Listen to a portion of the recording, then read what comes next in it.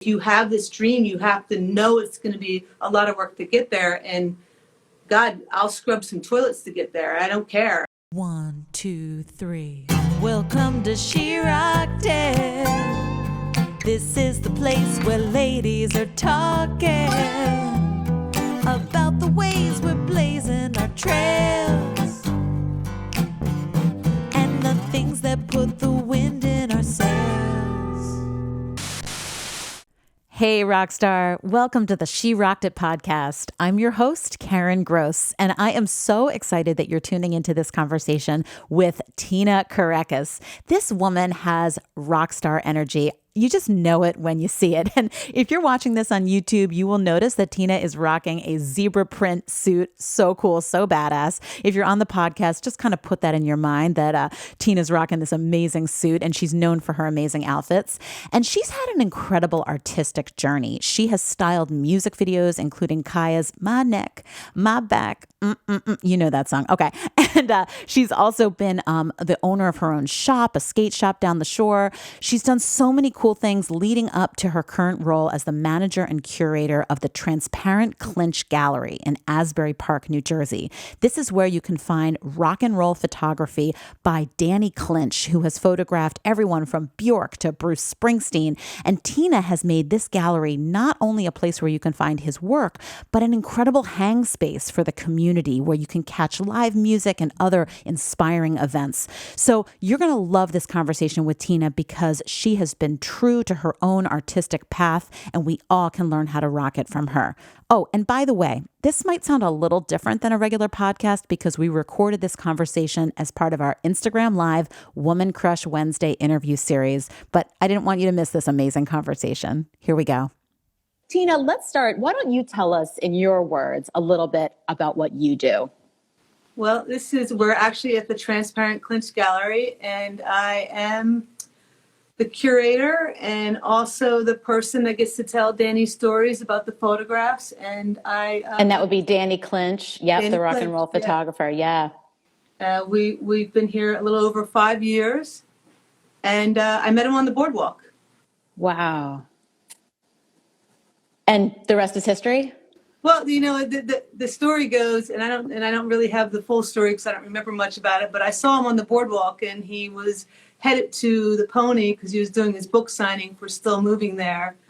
And I said, hey, because he looked cool. It looked a little bit like Tom Waits. So he said, hey, you should come to the signing. And I'm like, sure, I'll go. But I don't go because I'm not really sure who the guy is. But then I started looking through a bookstore and I saw the book Still Moving, and I start flipping through the book and I'm like, holy shit, he took that picture and that one. And I knew all the photographs. I just didn't know the person behind it.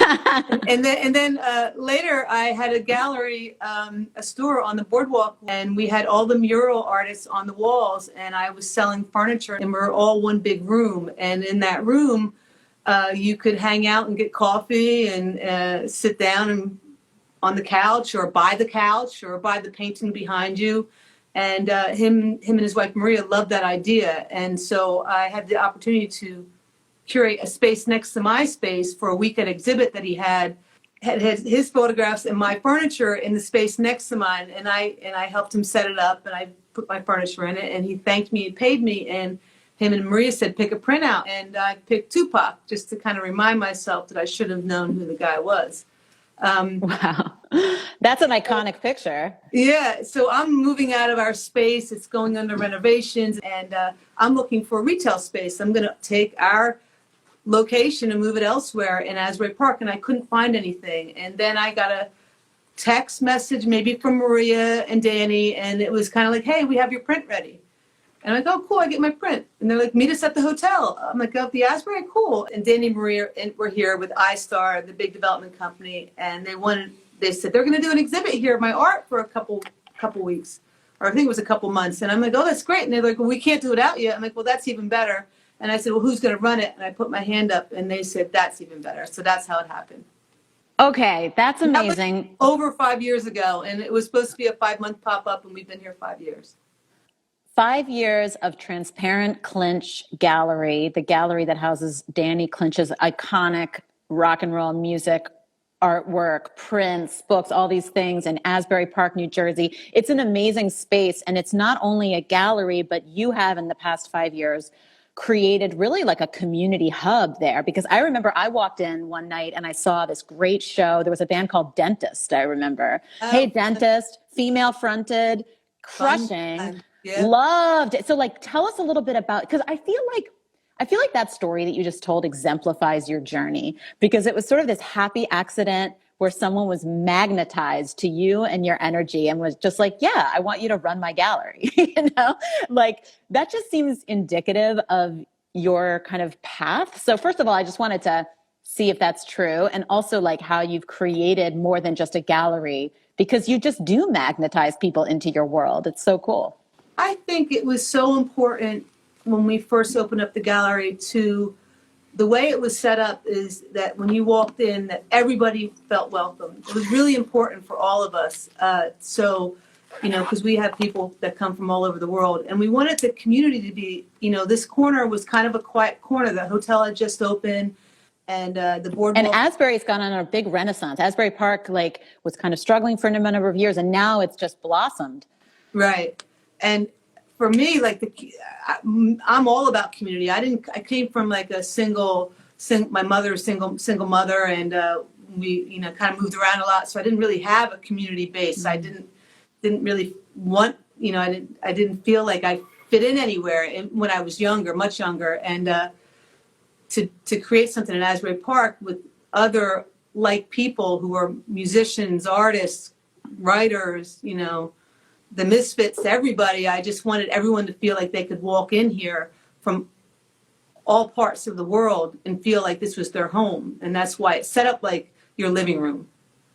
It's a great space. There's couches. I know you also have a passion for kind of like modern style furniture. As I recall, there's just great like hang spaces. Yeah, I wanted to create different like vignettes in the gallery that people could kind of do their own thing in, if that was the case. Or when we have music here, have everyone feel like they could, hang out and see whatever incredible shows that were happening in the gallery. But my boyfriend, Lamar, is the one who buys all the furniture. He's got an eye for that mid-century modern furniture, and I'm just the person who can sell it.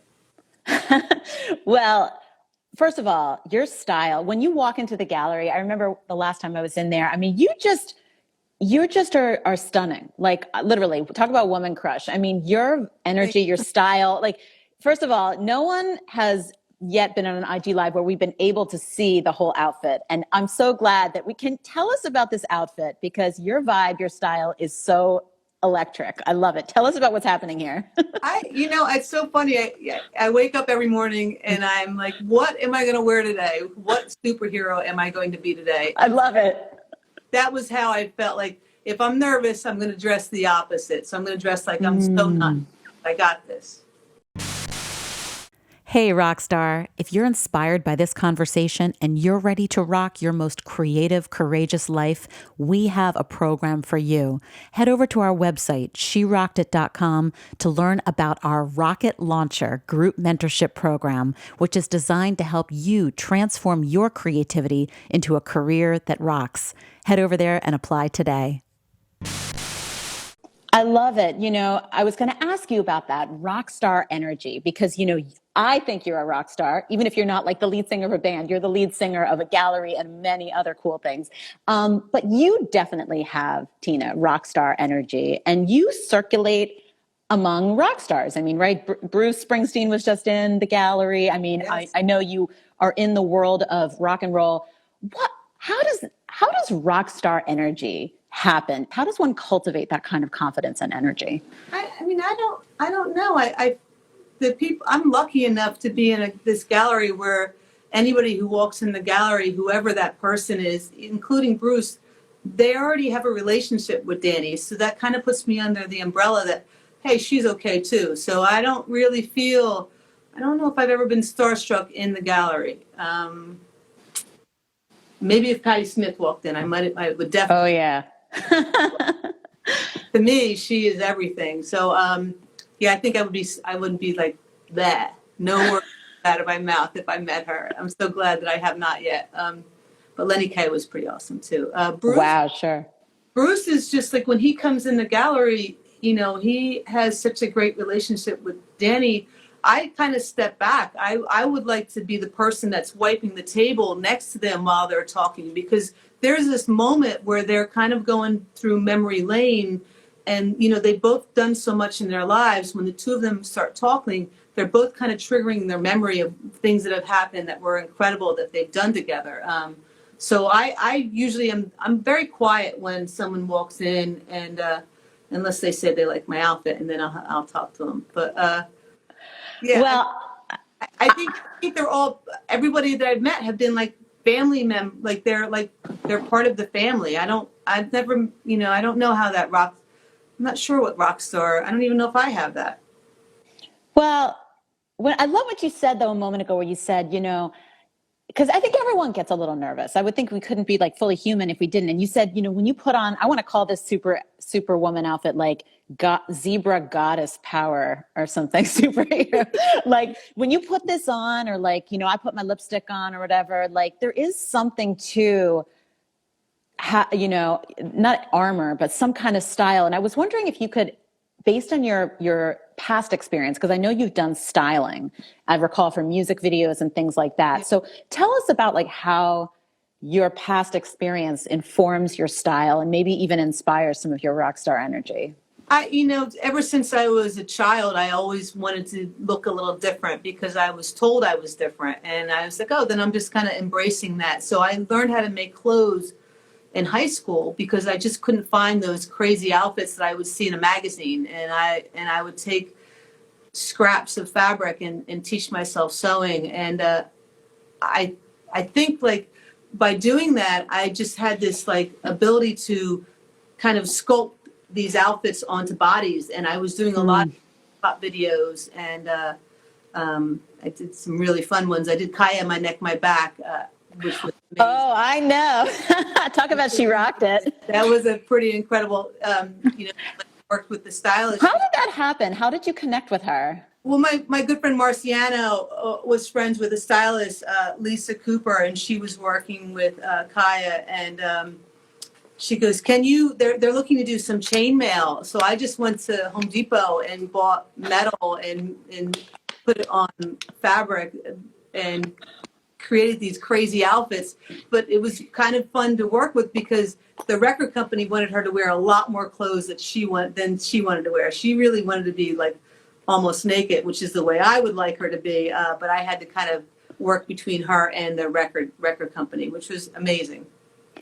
So you found a happy medium with the chainmail from Home Depot. That's amazing. Yeah. It was pretty awesome. That was a pretty fun video too. And a lot of other musical videos with Lisa Cooper and another girl, April, I worked with and did some things. And I would just ship the pieces out, and if they liked it and they wanted it, I would let them have it. I gave so much of my clothes away because I just thought it'd be better to have it on somebody else than sit on my closet or have me wear it. Amazing. So I want to kind of go back a little bit through your history, because you've done so many cool things throughout your career. I know you've at one point owned like a clothing shop down the shore. Also, I believe you've done tour management. You've done the styling, as you mentioned. And then I love the story about meeting Danny Clinch on the boardwalk, and then this just happened. Like, have you just sort of followed your heart to each chapter of this journey? Like, how does that happen that you kind of had this amazing evolution of creative chapters? I always wanted to be an artist. Even younger, I remember that was when your guidance counselor, she wouldn't be, they were like, what do you want to be? I'm like, I'm going to be an artist. I'm going to be a designer. And they're like, well, maybe you should take some typing courses. Right. And I'm like, I did just in case, because I always thought, I came from a very poor background, and I just wanted to make sure that whatever my dream was, I was going to do it. And I think that's an important lesson for people to know. Like, if you have this dream, you have to know it's going to be a lot of work to get there. And God, I'll scrub some toilets to get there. I don't care, So there's a journey, and I think the journey is as important as me getting there. And I always believe it's the people that I meet and the energy that I bring, and maybe like, even if you don't feel confident, that just walking in there, feeling confident, just like standing up straight and just like just being me, I guess. I don't know. I don't know no other way except, not believing there was a black cloud over my head when someone told me that when I was younger. And I was like, I'll never forget that. I was like, there's no black cloud over my head. It takes courage to believe in yourself in that way, to say, kind of, screw you. I'm not going to take the typing. I'm not going to follow like the boring 9 to 5 path. Like, what do you think gave you that sort of inner confidence or inner courage to just follow your muse? I don't know. I think I wanted to like prove them wrong. Yeah. Just really prove them wrong. Yeah. I hear that. So can I throw a surprise at you on the live? Okay. So I have to tell you something, Tina. Since we decided to do this, I was like, I know her. I know her from somewhere. How do I know this woman? Okay. Right. And I looked through all my photo albums. Okay. I'm going to cover up any people that maybe we don't want to from the past, but I met you when this was 1997. So I was, okay, get ready. I'm surprised. Everyone, this is not rehearsed. This is in real time happening. This picture, because there's a date on the back, it says 97. Okay. So I walked into your shop in Long Beach Island, I want to say. Yeah. With my parents. Okay. So I was probably 18. Oh my God. And I put on this really cool striped dress. And I was very awkward in high school. I'm still awkward. Hey, what up, awkward ones? We are proud to be awkward. And but I was like curvy, and I didn't feel, like I could wear bodycon dresses. And you put me, I believe, you styled me in a dress. And I was like, okay. And then you're like, will you be in my fashion show?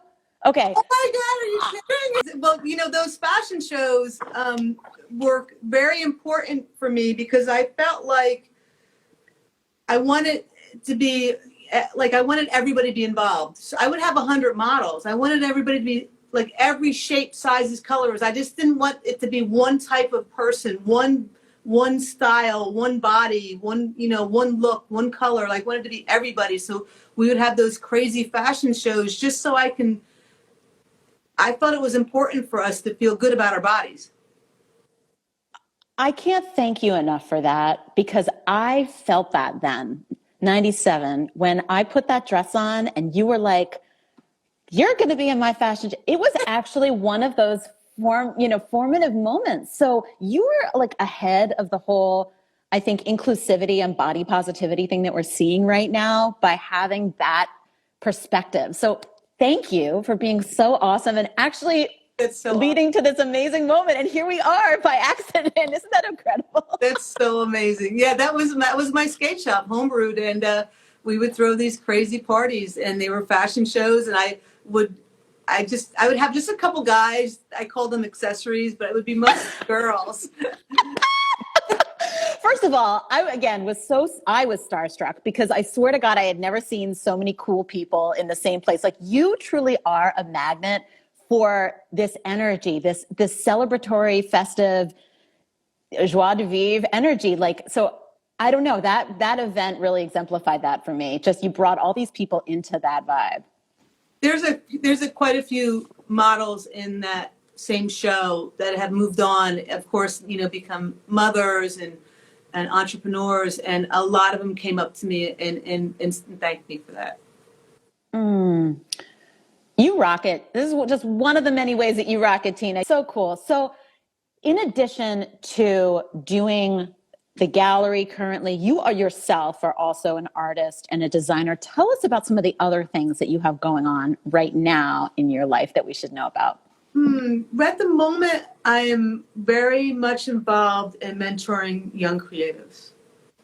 I had 2 young kids come in from Collier School.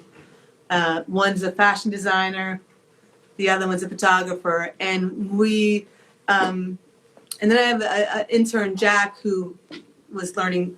I was teaching him sewing this weekend. So we're all going to come up with a fashion show coming up, I think, in May. I'll pull Danny's son Max in with it, Justin Fuller, Jack, our new intern, and these 2 young students. And we'll start from the starting the beginning part of it all the way to the finished product and have them film it and have that be at the gallery. So that'll be a big part of what I'm working on right now. And just, making things myself, just, at the same time. The sewing machine is going with them working on something and I'm working on something, because I'm teaching them how to kind of do the straight line and then to fuck it up. Absolutely. Get a little rock and roll. So I love that you're mentoring creatives. And I'm curious if there are people along your journey, I would actually women in particular, who kind of helped you to find your creative voice. Any people along your journey you'd want to give a shout out who've really been pivotal or mentored you along the way? Yes. Well, absolutely. John Fabian is my mentor from years ago. He actually helped me open up Homebrewed. And he also gave me some great advice running a business and working in fashion. He had a sweater company, and his early days, the first models that he had for his company were Paulina and Cindy Crawford. Wow. Hello. Pretty amazing. So I learned so much from him. And one of the things I'll never forget him telling me was, it's not how many times you fall down, it's how many times you get up. You have to remember that you're going to fall down, you're going to make mistakes, but you're going to learn from your mistakes, and you're going to just keep working towards what your dream is, and which was me owning the store at the time. He still gives great advice. Jen Hampton from Parlor Gallery. We've been friends since 96, 97, and she always believed in me. Tina, this has been amazing. Thank you so much. And actually, before we conclude, I always like to ask our guests, and you've already given us so much great wisdom to follow our muse the way you have, but if you want to leave us with one tip to rock it in the way that you have, the many ways you have, is there one tip you'd want to leave us with? And of course, you can just feel free also to tell us where to get those boots and the jacket. That's fine too. Oh man, I don't know if I have a tip except that you just have to believe in yourself, and in whatever outfit or superhero you want to be that day, you just got to make it happen. Enough said. Thank you so much. Yeah, Tina, you rock. I can't wait to see you again at the gallery. Have a beautiful rest of your day. Thanks so much for tuning into the She Rocked It podcast. I'm your host, Karen Gross. This episode has been produced by Tori Marchioni with audio engineering by Tung Chen. The She Rocked It theme song is by Karen Gross and Tim Motzer. Visit our Instagram page at She Rocked It to join the conversation, and visit our website, sherockedit.com, to learn about how you can join our community, support our work, and attend our live events. Also, you can apply on our website for our Rocket Launcher group mentorship program. See you there.